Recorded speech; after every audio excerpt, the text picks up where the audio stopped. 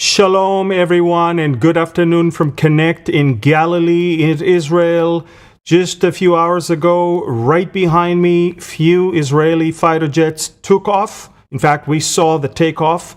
They circled above us and headed all the way towards Doha, Qatar, to eliminate the entire leadership of Hamas in Doha, Qatar, a country that already on October 7th blamed Israel for the massacre, a country that shelters Hamas, harbors Hamas, and even assists Hamas.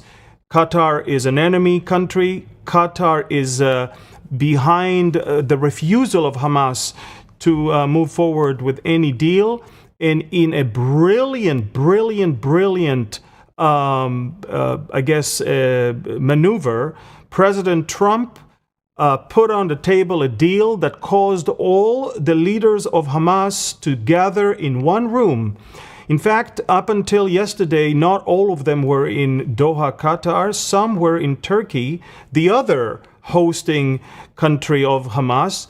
And at the moment we learned that they returned from Turkey and they managed to get back to their headquarters in a specific location in Doha, Israel decided to move forward with the green light from the White House, and not only that, with the active assistance of the U.S. reconnaissance planes and could be even British one as well. Maybe you can see a video that of the minutes of those 13 precision-guided missiles that hit that place. There is no chance for anyone that was in that building to have survived. Ladies and gentlemen, the smoke, the booms, the sound, everything could be heard and seen from miles away.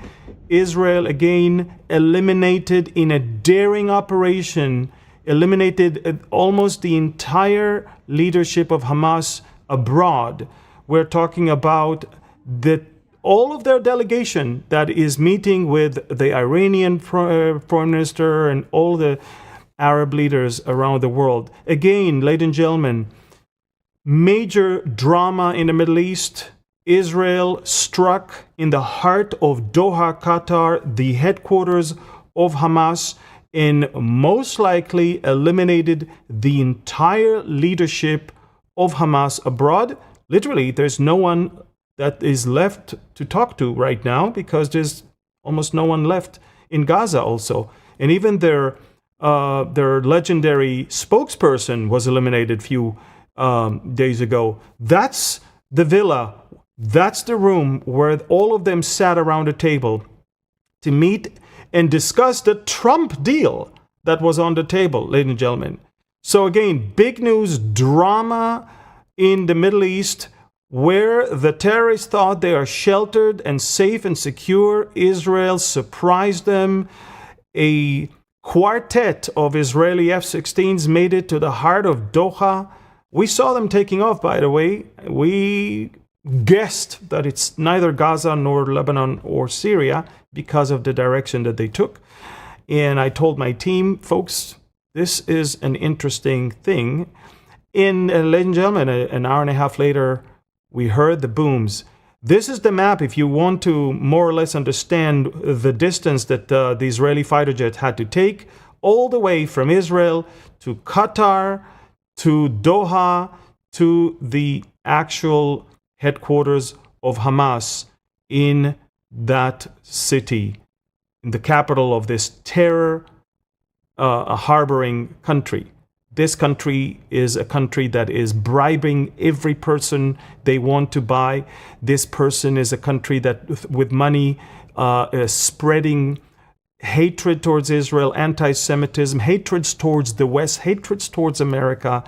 They own more assets in London than the royal family. And this country harbored Hamas and was behind Hamas's refusal to negotiate a deal with Israel. And so we decided enough is enough. In a brilliant move, President Trump 3 days ago proposed a deal that Israel today accepted, and Hamas had to come together and look at it because President Trump asked the Prime Minister of Qatar to push Hamas to at least take a look at it.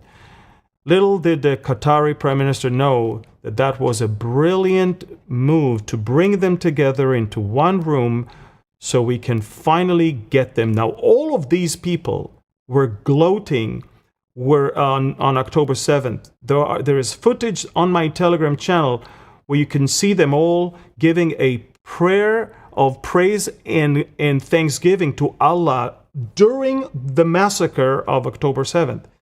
All of the people that were in that video and footage, all of them have been eliminated. And again, folks, a daring operation of the Israeli Air Force in the heart of Doha, Qatar. We just got a condemnation from, obviously, the Qataris, the Iranians, the Jordanians. Everybody is condemning us. But I think everybody understands that the world is safer right now. I don't think anyone really, truly loved this. By the way, that's the photo I'm talking about. This is the prayer that they had on October 7th. While they were watching on a screen the entire massacre going on, all the people that you see right now on the screen are gone. All of them. Wow. Amazing. Dramatic. Folks, things will escalate in the near future. It's going to be harder before it's getting easier. But we're talking about the top leaders. I don't think there's anyone left in Hamas anywhere to deal with, to talk to right now. And that, of course, will push the captors of the hostages to understand that there's no more options on the table. And either they release the hostages or it's over for them. At the same time, Israel continue to bring down all the towers in Gaza.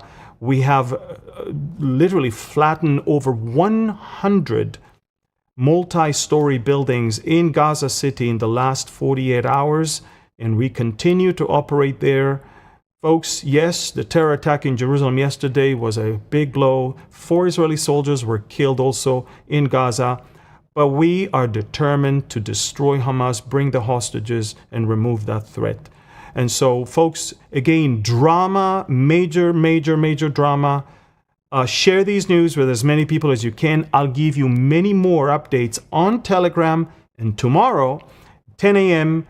Pacific Standard Time and 8 p.m. Israel time, Mideast and beyond, me and Pastor Barry Stagner will cover that and much more. Tune in. Thank you. God bless you. Share this with as many people as you can. And if you want, don't forget to pre-order Exploring Ezekiel, exploringezekiel.com, and subscribe, share, comment, and like our videos on YouTube. Thank you. God bless you. And shalom from Connect in Galilee.